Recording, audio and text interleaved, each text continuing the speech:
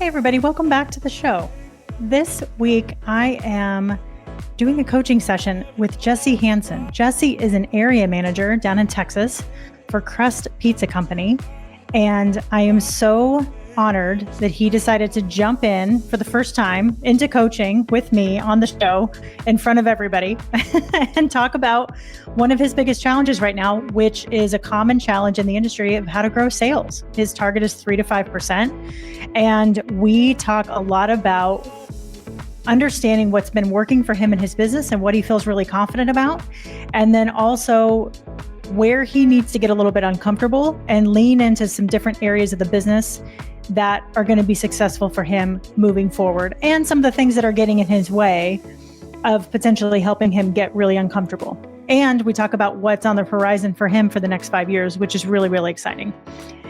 Again, as you're listening to these coaching episodes, the hope is that you're listening to the questions that are being asked and some of the responses, obviously, that Jesse is providing, but that you're also listening for your own moments of insight and shifts in perspective and things that you can immediately take and apply to your life or to specific areas of your business so that you can develop yourself professionally as a leader. I hope you enjoy. Welcome to the Restaurant Leadership Podcast, the show where restaurant leaders learn tools, tactics, and habits from the world's greatest operators. I'm your host, Kristen Marvin, with Solutions by Kristen. I've spent the last 2 decades in the restaurant industry and now partner with restaurant owners to develop their leaders and scale their businesses through powerful one-on-one coaching, group coaching, and leadership workshops. This show is complete with episodes around coaching, leadership development, and interviews with powerful industry leaders. You can now engage with me on the show and share topics you'd like to hear about, leadership lessons you want to learn, and any feedback you have. Simply click the link at the top of the show notes and I will give you a shout out on a future episode. Thanks so much for listening, and I look forward to connecting. Running an independent restaurant is no joke. You're doing it all. Managing your team, maintaining quality, keeping things safe, and the back of the house can sometimes feel like organized chaos. That's where Restaurant Technology steps in. They've created a system called Total Oil Management that helps take one big job off your plate, managing cooking oil. No more lugging jugs of oil or dealing with dangerous spills. Their system does 4 things for you. Delivers fresh oil automatically, removes used oil safely, no mess, no stress, helps your team stay safe and your food consistent, and even turns your used oil into biofuel, which is pretty cool. Thousands of independents across the country are already using it to cut costs, save time, and make their kitchens run smoother.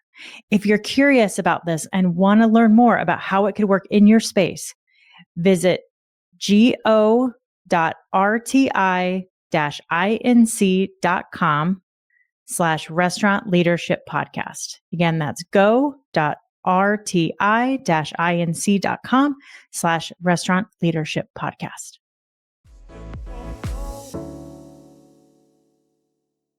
Jesse, how can I make this an extraordinary conversation for you today?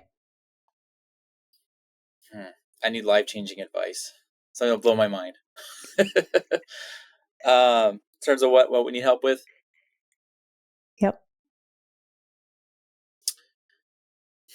I think we got operations down pretty well. I'd say our biggest struggle has always been increasing sales. That's been the big struggle. Okay. Say more. I'm sorry? Say more about that. Mm-hmm. Let's see. I feel like we've tried a lot of things in the book. We've done mailers. We've done outreach to schools. We set up spirit nights. We've done different types of promotions. We've done, more recently, we've done more text message marketing stuff with promotions, and that seems to be kind of successful. But I feel like trying to get more attention to the restaurant is where we've struggled a little bit with. That's what you're saying. Talk me through a little bit about your your career history here and the time that you spent as a GM and the time that you spent as an area manager, what are some things that you've seen that's worked really well for you in the past when it comes to driving sales? The best things that I think is just obviously, and everybody knows this, is just to create the best experience possible has been the number one thing. And training, being in the GM role, I always push is like trying to learn this customer's name that are walking through the door. So you can be like, hey, Frank, you're back for whatever their frequently ordered item is. That had a big impact on the restaurant. Even now as an area manager, I'll step into those locations or the location I was a GM at, and they still, hey, Jesse, how's it going? Like, and I haven't been a GM for almost 5 years, and they still know who I am. So obviously made a big impact to those customers in that way. Love it. What else have you done? In terms of helping sales or, yeah. Well, I think trying to be the best that we can be obviously is going to help the sales because we create the best experience. So is creating as many processes as we can to guarantee they have the good experience. So initially I was the one that did a lot of the training, and then as we grew and had other management that come on, they helped with the training process. I'd say that. Yeah. What's special about that training process? I would say just getting into the nitty gritty of things. Like, this is exactly what we want to say when a customer walks through the door. This is the process. We're going to repeat back the order. We're going to offer garlic knots or cheese bread. We're going to make 3 visits to the table. We're going to drop off the food items. We're going to follow up, make sure everything came out great. And then that last visit, we're going to make sure they don't need any boxes, or we can clear off, plates off the table. Like, it's actionable. I can walk up to any of our employees and be like, hey, are we doing these 3 things? And if they're not, then I know that we can improve to provide that experience. Yeah. How many locations are you overseeing right now? A whole whopping 3. Okay. 3 locations. Yeah. And what does increasing sales look like to you with those 3 locations? As far as what? How would you define success in terms of increasing sales in your region? Ideally, we're always growing, right? I'd say 2024 was a hard year for sales. We were growing, but there was definitely some months there that were not the best. So I'd say if we can continue the year by doing, I would say 3 to 5% growth every single month over last year, I would consider that a win. But ideally more, because 2024 was definitely a harder of a year for sales. And what would 3 to 5% growth do for the company?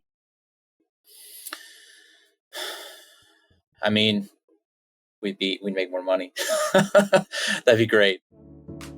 If you are feeling the pressure of rising costs and staffing shortages or supply chain chaos, you are not alone. The truth is, the economic forecast may be shifting, but your restaurant still needs to keep moving forward. That's why I'm headed to the 2025 National Restaurant Association show, happening May 17th through the 20th in Chicago.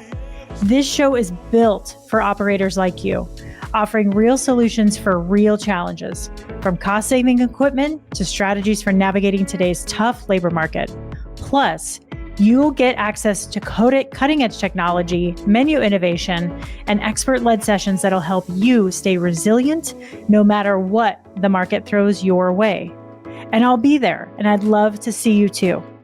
Here's a bonus for you too. Use my promo code Kristen25 at checkout and get $25 off your Expo Show badge. All you have to do is go to nationalrestaurantshow.com to register and grab your ticket. Don't wait though, because this offer expires May 9th. The 2025 show is where the future of food service comes to life. Don't miss it, and I hope to see you there. It'll just make everything easier. 3 to 5% increase in sales consistently. We can keep that trend up and get closer to those numbers. We have more staff on. It just gets easier for the lower volume sales or stores that we have, because we have to run tighter crews at those lower volumes. What does that mean for you?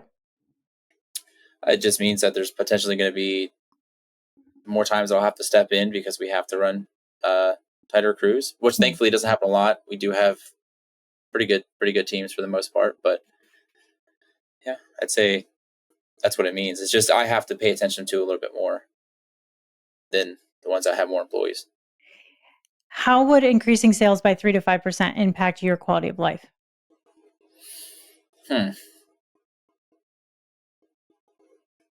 Honestly, I feel like my quality of life is pretty good. I don't think it would dramatically improve it'd be more for them than it would be for me, because it means that they could hire more, which means that they are going to be less stressed if somebody calls out. So it's probably more of an impact for them than it would be for me. Mm-hmm. What's the impact for them beyond just being able to hire more teammates? Well, I mean, it's just easier.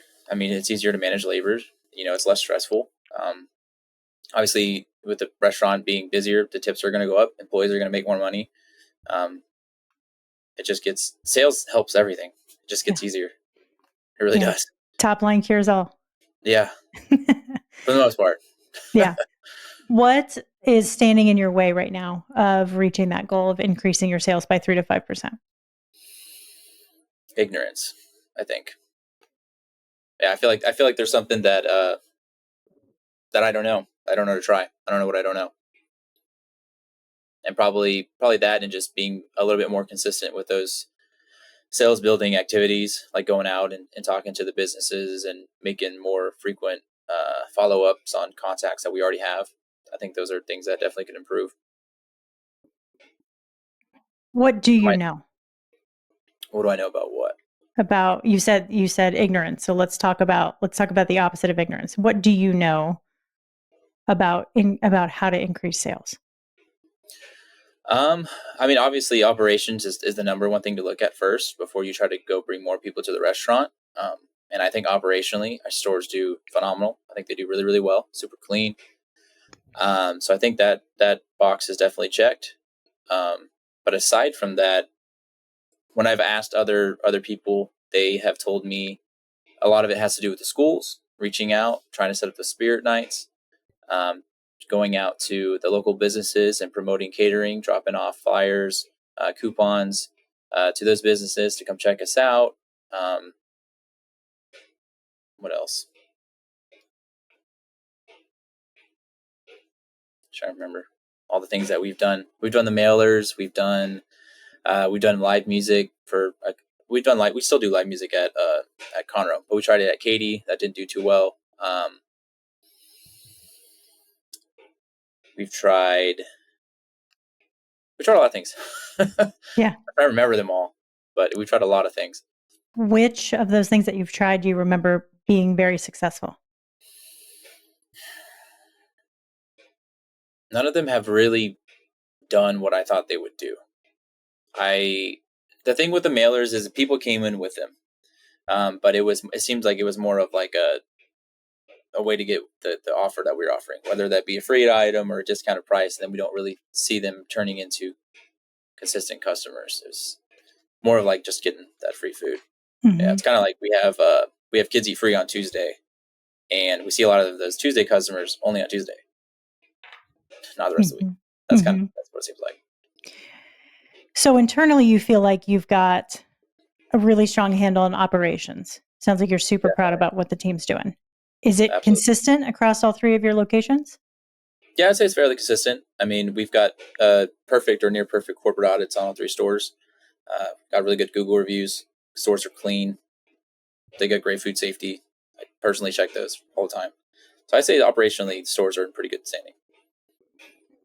How's the team? What do you mean? How's the quality of your team in each location?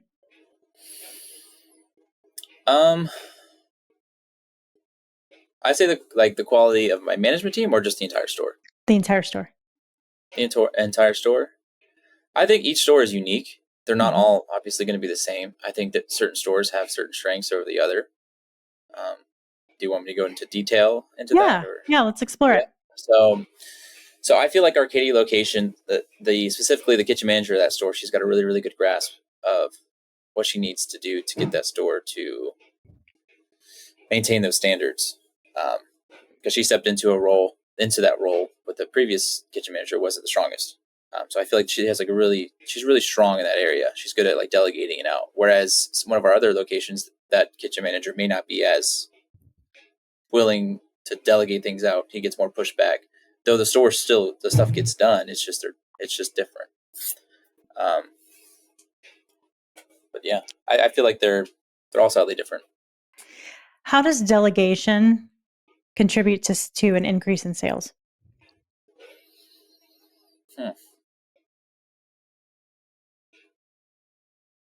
I guess making sure if I can delegate that stuff out, my GMs can delegate, certain things out. They have more time to focus on those sales building activities.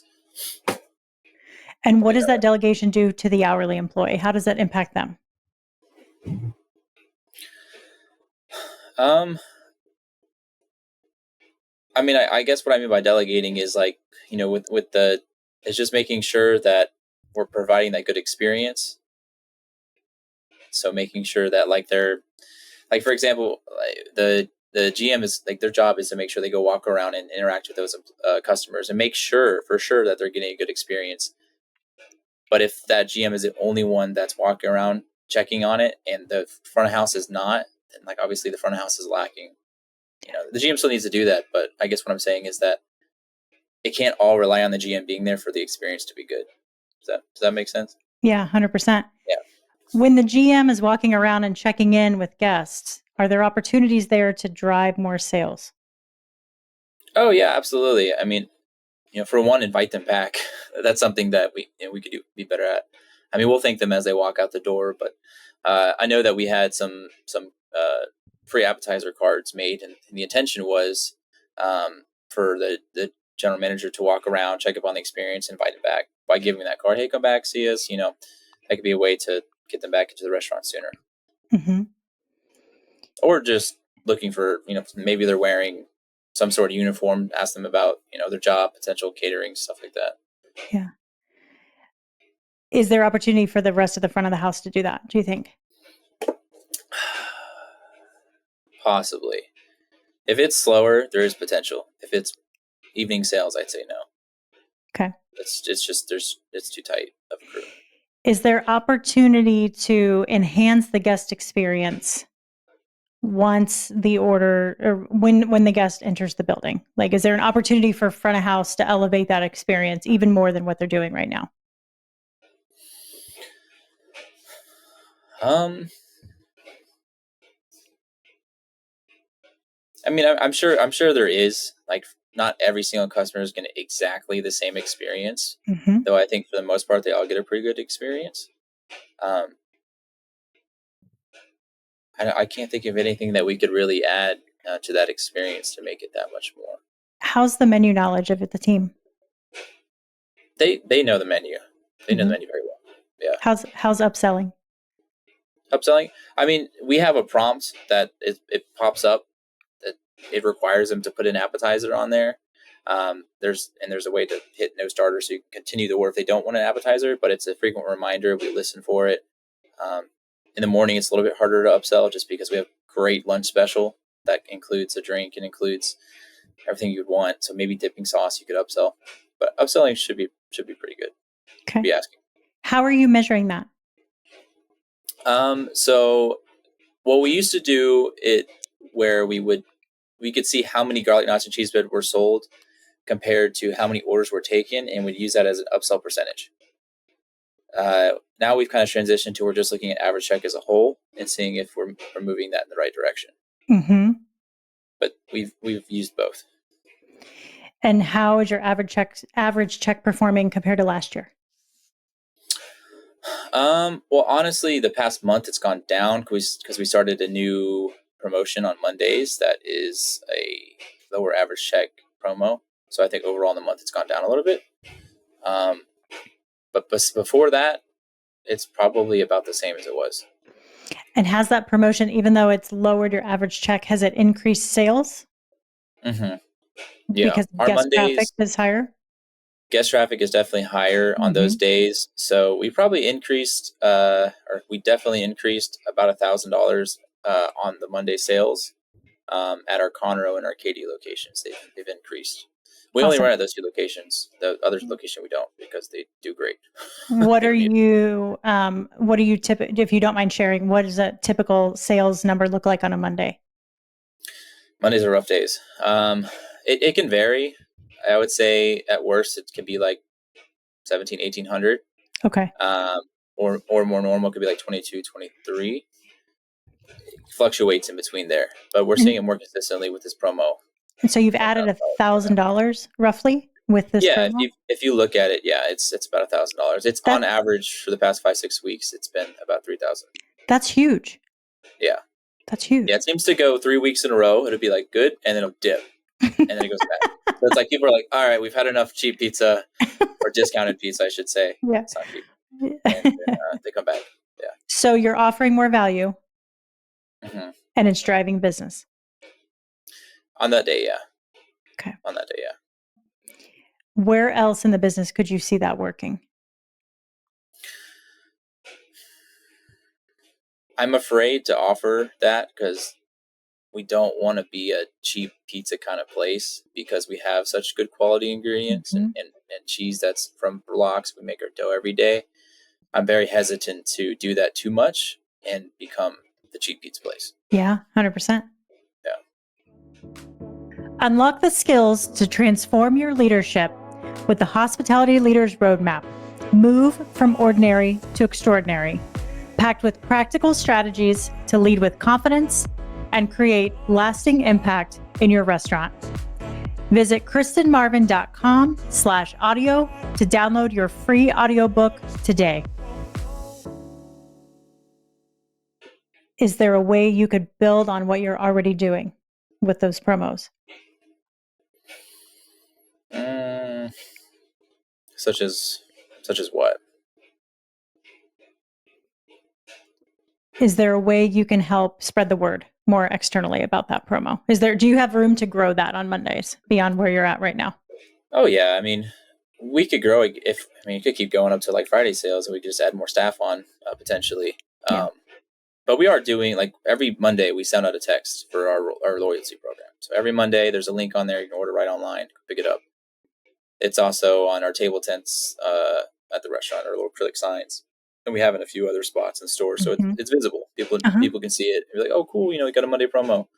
So I feel like there's definitely a good attention on it. Will you continue to run this promo throughout the course of the year? So the original plan was to do, I think, 1 month because we're doing 2 different promos. Okay. We're doing one promo at Katie, one promo at Conroe. We wanted to see which one kind of did better.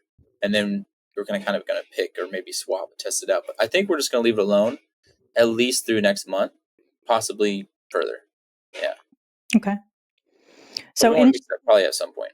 Okay. So kind of experimenting, waiting to see what happens, what works, and then you can build on that. $1,000 a week added in sales over the course of the year, if you continue the promo, is pretty significant. Yeah. $52,000. Yeah. Would that help you reach the 3 to 5%? I mean, probably not. Our sales volume is a little bit higher than that. Okay. But we need more of those. We need more of those. Do you have decision making over stuff like that? As far as like what promos we could run? Promos and stuff? I mean, yeah. Ultimately, if I wanted to do it and the owner thought it's a good idea, he'd say go for it. He's pretty free on that stuff. Okay. So the promo's working. You feel like operationally things are tight. You mentioned a few things externally that you could go do, but you haven't seen a ton of success in those. It's true. In the past. Why do you think they haven't been successful? It's probably just consistency on those things. That's probably the root cause of it. I just need to be more consistent in those things. Because we've seen the success in the restaurant. Because that's what we say it comes down to. It's just consistency and systems and processes is the reason we're successful operationally. Like, we don't do anything fancy. We just try to always do the basics, like always, right? And I know that I think it's hard for me too because it's my comfort zone. That's where I feel the best. Marketing is definitely not where I feel the most comfortable. And it's also just putting it down. That's what I'm doing today. I'm going to go out and talk to people instead of go be in the restaurant. What happens when you get uncomfortable? I think it depends on what it is. Because sometimes when I'm uncomfortable, it's exciting because I know that it's like, oh, it's something new. Like, for example, many years ago, I did door-to-door sales, and like I knew it was going to be uncomfortable because I don't like door-to-door sales, but it was exciting because it was something new, and didn't end up working out, but it was exciting because it's just something new. So Yeah. So I think when it's just how you you look at it. when you get uncomfortable, growth happens. Yeah, Yeah. yeah. You can't change unless you're uncomfortable. Yeah. How would your leadership transform if you leaned a little bit more into marketing? It'd probably improve because I could train somebody below me to, if I was to ever be replaced, or if I was to help the GMs take on more of that role as we continue to grow, I could give them something that I am confident in, like I am right now with the other stuff. So it would help them be confident if I'm confident in it. What happens when more of your team builds their confidence and they take more ownership of the job? What happens? What's the impact on the business? I feel like if more people take ownership, I mean, to be fair, I think they do a good job at taking Yeah. ownership of the restaurant. But I think if more people took more ownership of the restaurant, they would look for every opportunity whenever something is maybe not quite right to get fixed, stuff like that.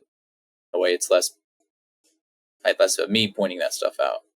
Which, Yeah. like I said, to be fair, they take very good care of those restaurants. Yeah. Very And proud of them. how does that ownership impact the bottom line?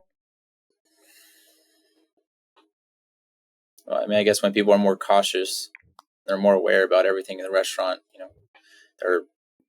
They use it more sparingly. They take better care of the equipment. Everything. It all relates. Yeah. How does it impact the guest experience? By people taking more ownership? Yeah. Because I know for sure whenever customers walk in there, they're going to get treated and appreciated as customers, not just as a job. Yeah. And how does that impact sales and repeat business? Because people are going to tell everybody about Crust and how great we are. Yeah. How does that help your marketing efforts? I have to do less of it. They're doing it for me. Right. Word of mouth Makes it is still easy. gold. Yeah. Yeah. Yeah. So if I was going to challenge you to get a little bit uncomfortable when it comes to marketing, what's one Yeah. thing that you would like to explore and lean into a little bit? Well, something we've already kind of been working on, I've been putting it off, is doing these kind of like tasting events at apartment complexes. So essentially, what that would probably consist of, I think I've got most of the details worked out, is it'd be like a clamshell. So it'd have like a pizza, maybe it has 2 different flavors. It'd have a little thing of pasta and a little thing of salad, which has like a little bit of everything that we'd offer. It'd be about a 2-hour window. We'd get some balloons. We'd get a little acrylic sign that says, "Hey, sign up for our rewards program so you can enjoy this free tasting event." Something we've never done before. That's a little bit out of my comfort zone because I don't have a process for it yet. It makes me uncomfortable, but I know that it could be a good potential to introduce a lot of people to the Crust brand. So that's kind of the goal, to get that in place. And I've already got a yes from a apartment complex. They're just waiting on me. So Okay. What's been the reason for you putting it off? Past couple of weeks, we just had some management turnover, just getting interviews, all that stuff, trying to make sure we get the right people in the store. Mm-hmm. Okay. How would having a process in place help you execute this? It's just less thought. It's just easier. You just sign it up. This is how we're doing it. We're executing it. That's it. Just like opening. You do this, you do this, you don't even think about it. Yeah. What's the process you need to put into place? To make this happen, Mm-hmm. I need to do it first. So Do I it can create a yourself? process. Yeah, I just need to do it. Then I know I'm like, don't do this, this worked, and then you slowly improve it over time, like we've done everything else. Okay. What's the risk there? There isn't much risk, I'd say. It's just, I think I just want to create a good experience, even though it's outside the restaurant, and I don't want to not give it enough attention. I don't want to. I don't know if I can say that on here or not. I don't half-ass it, basically. Yeah. You're welcome to cuss. I checked that explicit box. Okay, just making sure. But yeah, I don't want to half-ass it. I want to make sure that because I do that. I like to think through things so I can make sure that I can minimize the amount of effects it has on other people if I can, with anything that we try to do or we need to release, so I can think through the problems first, just to make it smoother. It sounds like you're very protective of your team. I don't know if I would say protective is the right word. I just care. I care about people. That's one thing the owner and has really taught me, is that people are everything in this business. Yeah. So like, if we don't take care of the people that work for us, we don't give them the time of day that they need. We're selling pizza, but we're in the people business. That's what he's always said. And he's 100% right every single time. So I definitely appreciate and give people, our employees, attention that they deserve. Love it. How do you want to create a good experience for this tasting event? What does that good experience look like? How would you describe it? I think a good experience is obviously the food being as hot as we possibly can without it coming directly from the pizza oven at a restaurant. Mm-hmm. Making sure that, we're not just saying, here's your food, but we're saying a little bit about the brand with each person that's walking through, explaining to them what they're getting, with that clamshell pizza box. We must, hey, one side's going to be a Big Don's, which is our meat lover style. The other side is going to be our Carl's King, which is kind of like a supreme pizza that we offer. We've got this chicken Alfredo, and we've got our salad. We cut the veggies on that fresh every day. Have you guys ever heard of Crust before? Ask those questions and trying to create, I guess, a profile of the customer, and really get a chance to tell them about who Crust is. About the unique dining experience for that type of restaurant. It's fast casual, fresh ingredients. Cheese comes from a block. We have proprietary mozzarella cheese, things like that. That I think it's exciting to tell a customer that, we don't freeze our dough, or we don't pull our cheese out of the freezer and just like slap it on your pizza. It's like, we care. Love it. What else? I think ultimately, I don't know if it's possibly could be part of the experience, is making sure that, they sign up for their rewards. They get something out of it. We get something out of it. They get great food. They walk away thinking, man, that pizza was good. We definitely got to go check them out, and get them ultimately to the store. Love it. Yeah.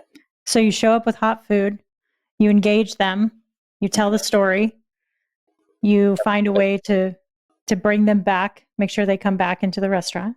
Mm-hmm. Yeah, I want to, give them something to go menu. Maybe not give them a coupon after I just gave them free food, but have them walk away with something. I want them to walk away wanting to go to the restaurant. Okay. Sounds like a pretty good process right there. Yeah, I've been thinking about it for a little while. Yeah. I think you've got what you need. I think so. Yeah. Okay. I thought I was thinking about earlier this week. It's on my to-do list, or my bullet journal. Yeah. I love it. What is one thing that you're most excited about this year? There's going to be, I'm trying to say this as vaguely as possible. We're going to be opening new restaurants. Okay. We won't say where. Okay. Yeah. I'm very excited for that. Those things that are in the pipeline. I'm excited because it can create new opportunities for the people below me. Yeah. So I think that's always exciting. What are the opportunities it's going to give you? More restaurants, different type of restaurants, different type of food. I think it's going to help me get out of my comfort zone. So I think that's why I'm excited about it too. Awesome. For sure. Sounds like 2025 is a year of growth for you. I'd say the next 5 years is all going to be growth. Amazing. Yeah. Amazing. How do you want to show up if we, you and I touch base 5 years from today? How are you showing up as a leader? Oh, as a leader? I was like, maybe in a Lamborghini. No, I'm just kidding. Could be part of it. As a leader, how do I show up? That's a good question. How do I show up? What do you mean exactly? What characteristics would you use to describe yourself if you and I are talking 5 years from today? I'd like to be able to say that me, maybe that I care a little bit less about what people think. Maybe I'm a little bit more apt to take a little bit more action on something I see. Like your podcast about people pleasing. I listened to that today and I was like, I've got some qualities in there. I like those to go away. I'd like those to go away a little bit. Okay. But overall, I mean, it's been a I think it's been a good growth path over these almost a decade now. How would letting go of some of those or changing some of those people pleasing habits help you be more effective in your role? I think it would help me to articulate things with less fluff, like getting rid of the trying to validate why I'm telling somebody something, Hmm. right? Trying to just be a little bit more direct with it being in balance. Of course, I don't want to be I don't want to be an asshole, Yeah. but probably that. Just Where, see something, hold people a bit more accountable to it. yeah, where's the fluff coming from? What's making you hold you back? What is holding you back? Excuse me. Um, I think it's just I care about the people. I think that's why I will like pad things a little bit too much because also I think it's because like I've never been really talked to in that manner. Like I've always just been like, hey, this is what you need to do. I'm like, all right, cool, let's do it. Like there's never been, hey, I need you to work on this, or I've noticed that your schedule's coming a little late. What can we do to get your schedule to be done at the right time? Or it's like, hey, we keep talking about this, it's not improving. I never had to have those conversations, so I'm kind of like figuring that out through Yeah. this time. Yeah. Yeah. What could having more of those honest conversations do for the company?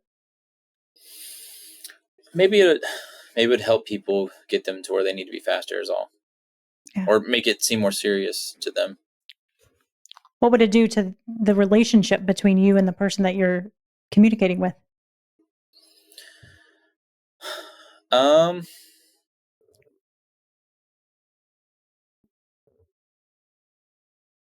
I mean, ideally, it makes it better, but it could be worse, I guess. Yeah. How can it make it better? Maybe they would just maybe they would just know that like that when I bring these up, it's from a place like I really want them to improve, and by me continuously following up on them, it's because I care about growth. I don't care about I'm not trying to micromanage them Yeah. just for the sake of micromanaging. I'm micromanaging for results. Um, but I think that there's some struggles in that too, is because it's been a balance this whole time of micromanaging and telling people, because when I was younger, I did the opposite. I told you right away, and I learned, oh, that doesn't always work. So I think I've done that on the side of like, let me pad it a little bit more. And I think I swung a little bit too far sometimes. Mm. I think I'm okay with it. Hmm. Um, and I think some people would maybe be like, no, I don't think you have that problem at all. It's all in your head. Yeah. That could be true. Too. So, Yeah. but if you haven't tell, I like a system. I like a process. So sometimes I Hmm. tend to overthink things. It's true. Yeah. Yeah. I love it. Yeah. What's one thing that you want to take away from this conversation today? Take away. I feel like the one thing I've taken away already is something that I already know. Is just, and that's kind of been the goal this year. Is just for marketing. Is just take action. Just Yeah. be more consistent with it. I don't have to have a process to take action on it. Just do it. Yeah. Get done. Yeah. It's business is all an experiment, right? And this is one of Yeah. the toughest times the industry has ever seen. And so Oh yeah. experimentation is just key, and getting uncomfortable is key, Right. and trying to stay ahead of the competition and keep your name out there and build relationships is just so much more crucial than it's ever been before. Right. Yeah. No. Yeah. Well, I mean, you're right. This has been hard, but it's cool to be able to say it's like, yeah, we were okay in the hard time, and we're great in the great times. So, Yeah. Yeah. Well, Jesse, I thank you so much for coming on. You are an incredible leader, and it's been an honor to just get to know a little bit more of you today. We haven't spent time together before this, so I appreciate your bravery, and I hope maybe this was a little uncomfortable for you coming on today and kind of talking about yeah. what you do.